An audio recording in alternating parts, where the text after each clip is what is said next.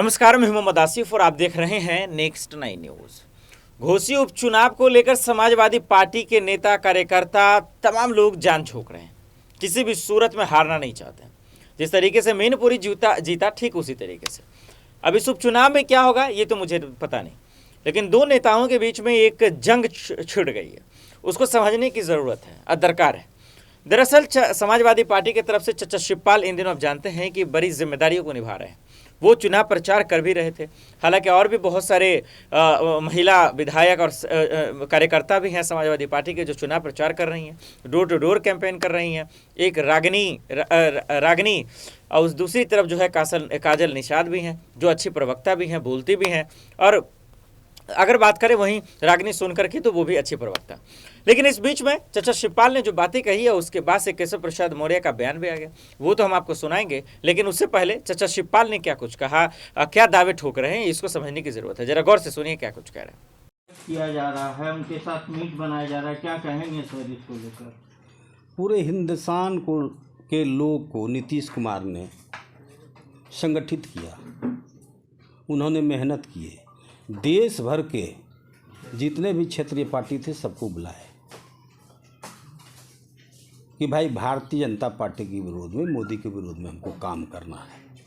किसी के कहने से कोई प्रधानमंत्री नहीं बन जाएगा, चुप रहो।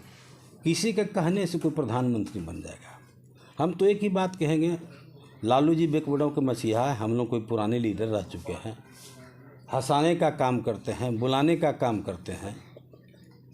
तो उन्होंने बोला कि ये राहुल जी को प्रोजेक्ट, आप लोग कहते हैं राहुल जी को, तो ये नहीं कहते राहुल जी उस योग्य नहीं है। उनके कुल खानदान प्रधानमंत्री बनते आए हैं, सही बात है। लेकिन सिर्फ हमारे लालू जी के कहने से नहीं हो जाएगा। उनका किडनी प्लांट हुआ है, ये हुआ है, थोड़ा उनका दिमाग सठिया गया है। कहाँ तो पटना में बैठक हुआ था, उसमें उन्होंने बोल दिया राहुल जी आपकी मम्मी हम लोगों को कहते हैं कि हमारा बात नहीं रखता, आप कहिए तो नहीं शादी ब्याह करने। अब शादी ब्याह कर लीजिए, हम लोग बाराती जाएंगे। तो आप लोग मीडिया के जितने लोग थे हो गया। ऐसा करने से कहीं होता है? ये नहीं होता है।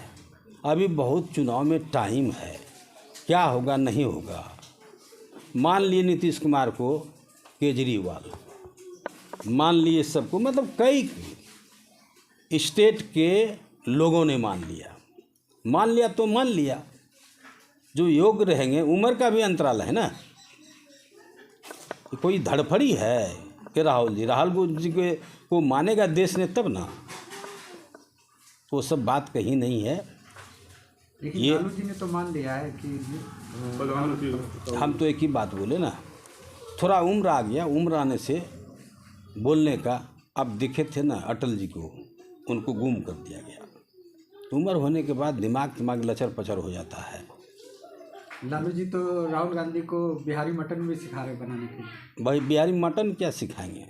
मटन कौन है ये तो क्या कहा जाए, नहीं बोलेंगे वैसे आदमी को, तो वो मटन बनाने के लिए क्या सिखाएंगे? बिहारी मीट लोग ने राजस्थानी मटन बनाने के लिए सीख लिया, तो बिहारी मीट क्या है? वो सब कहीं कहानी नहीं है। अभी लंबा समय है, चुनाव का टाइम है। कौन बनेगा प्रधानमंत्री नहीं बनेगा वो तय करेगा देश का जनता। चचा शिवपाल को आप सुन रहे थे, उन्होंने कहा कि अगर मुसलमानों के वोटों को नहीं रोका जाएगा, उनको वोट करने से नहीं रोका जाएगा, किसी भी सूरत में बीजेपी की जीत नहीं होगी। इस एक सीट उपचुनाव के लिए, एक सीट के लिए जो तमाशा मचा हुआ है, इससे ना बीजेपी ना समाजवादी पार्टी को फायदा होने वाला। एक चीज़ जरूर है कि आंकड़ों में बढ़ोतरी या घटोतरी हो सकती है, लेकिन एक सच्चाई है कि इसी बहाने ये पता चल रहा कि किसके अंदर कितना दम है और किसके अंदर कितनी ताकतें हैं। आपको बता दें कि इसके जवाब में दरअसल जो है केशव प्रसाद मौर्य ने भी ज़बरदस्त तरीके से हमलावर हुआ और जवाब देते नजर आ रहे हैं। वो क्या कुछ कह रहे हैं ये हम सबको सुनने की ज़रूरत है, और देखिए किस तरीके से चचा शिवपाल पर हमलावर होते नजर आ रहे हैं। अब बताइए साहब, जनता दल यू के नेता का क्या काम रह गया है? सरकार उनकी बिहार में है, मुख्यमंत्री उनके हैं, और निकाल रहे हैं क्या कैंडल मार्च, कभी पटना में कभी नालंदा में।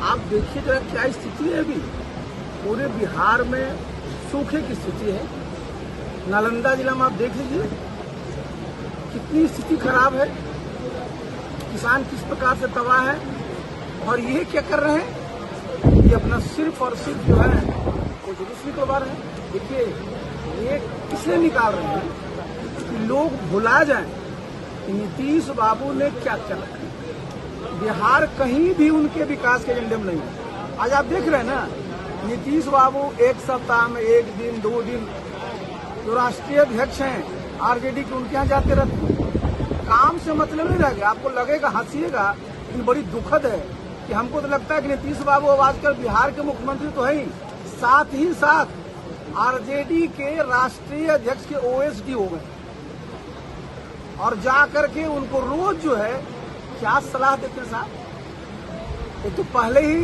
जनता के तो जनादेश के साथ विश्वासघात किया, और अब जब सामने जिम्मेवारी है बिहार की, हालत खराब है, किस प्रकार की यहाँ स्थिति है।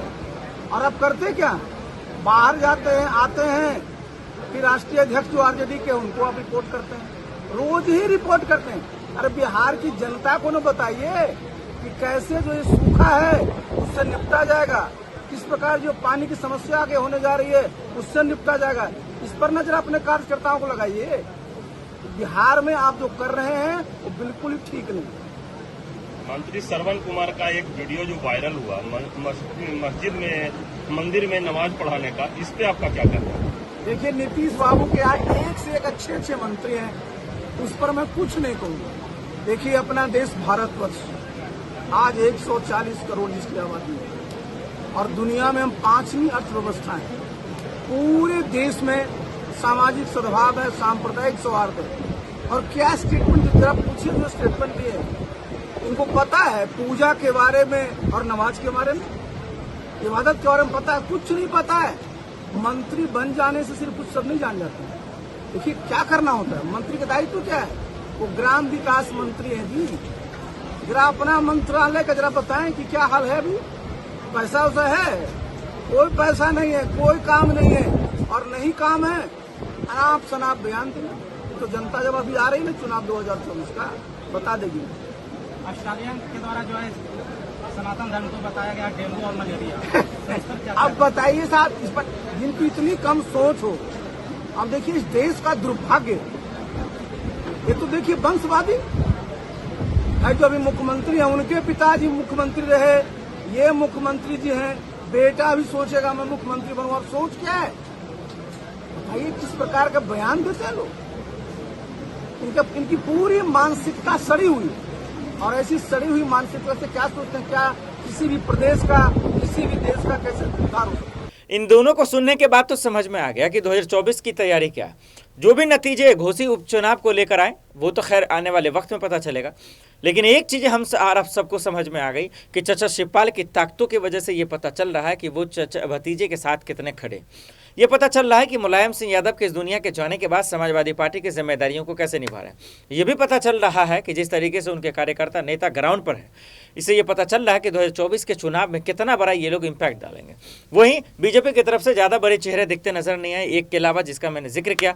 अब ये देखना पड़ेगा कि एक सीट लोकसभा चुनाव से पहले ये बताती है कि किसके कितनी तैयारी है और किस में कितना दम है। आपको क्या लगता है दर्शकों, घोसी उपचुनाव में किसकी जीत किसकी हार होगी? कमेंट कर जरूर बताइएगा। देश दुनिया की बड़ी खबरों के लिए देखते रहे नेक्स्ट 9 न्यूज़। नमस्कार।